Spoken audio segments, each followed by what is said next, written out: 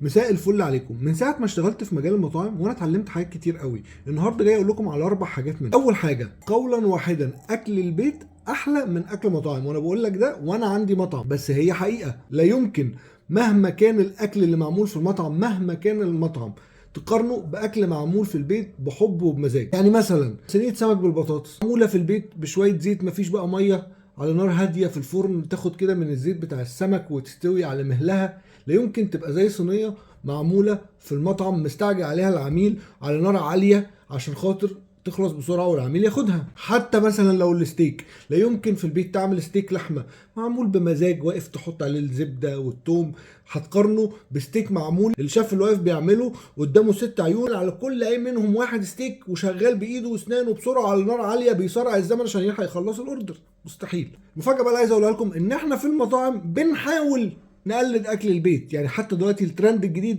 اللي طالع يقول لك ايه، اكل بيتي، اكل اكنك في البيت، هتاكل تحس انك بتاكل اكل بيتي. هو ده الترند يا جماعه، لان هو دي فعلا الحقيقه. هتقول لي طب في اكلات كتير جدا بناكلها بره عمرنا ما بنعرف نطلعها في البيت، مثلا البيتزا، مثلا زي الكبده. المشكله هنا في انك هتلاقي حاجه، وغالبا الحاجه دي هتكون يا اما في تجهيز الحاجه او في التكنيك بتاع التسويه انت مش عارفها. مجرد انك هتعرفها هتعرف تطلعها زي المطعم، لكن هو مفيش سر يا جماعه. الخامه هي هي، والعده هي هي، والبني ادم ده بيعمل هنا وده بني ادم برضه. وده ياخدنا للنقطه الثانيه. النقطة التانية هي ان مفيش حاجة في المطاعم اسمها سر الخلطة. يا جماعة كل اللي يقول لك سر الخلطة وبحط التوابل بخبيها في جيبي عشان محدش يعرفها، وكل الكلام ده بلح شو عشان بس تبين للناس ان هي حاجة صعبة. لكن وانت مصمم ان تقول فيه سر، فهو السر الوحيد هو الخامة.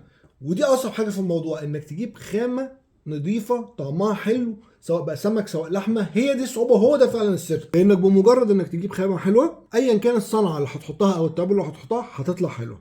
تالت حاجه اتعلمتها يا جماعه، ان المحتاج بجد عمره ما بيمد ايده، وبتبقى نفسه عزيزه. فكل اللي بيروح يعدي على المطاعم يقول انا عايز انا عايز انا عايز، صدقوني مش ده المحتاج. المحتاج بجد ما بيمدش ايده. وبتعرفوا ازاي؟ بنشوفه كتير على فكره جدا، وبعرفه. تلاقي مثلا حد دخل سأل على سعر حاجه، بعدين بص في جيبه، ما لقاش فلوس، وعمل نفسه بيتكلم في التليفون عشان حتى ما تحرجوش وتعرض عليه ان انت تديها له ببلاش. والله بنشوف ده على طول. تشوف واحد مثلا يجي يسال يقول لك طب انا هروح وارجع تاني. اهو ده بقى اللي تمسك فيه، ده اللي محتاج بجد، وده اللي تيجي وتقول له تعالى وانا هعزمك، وكمان تدي له عينك. رابع حاجه اتعلمتها في المطاعم، اللي بيعمل خير ما بيقولش.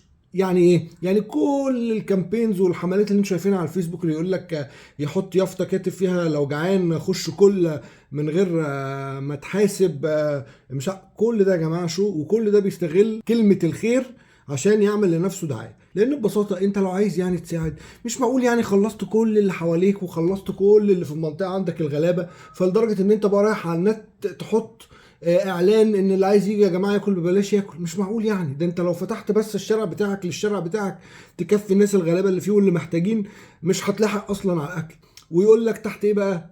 اسم اصل انا بعمل كده عشان انشر الايجابيات واشجع الناس. يا حبيبي ما تشتغلناش. شجع اللي حواليك، ساعد اللي حواليك، وبعد كده لما بقى تبقى خلصت اللي حواليك ابقى ساعد يا عم الناس وشجعهم. مش حد يستغلكم. اللي عايز يعمل خير بيعمله وهو ساكت. مساء الفل عليكم.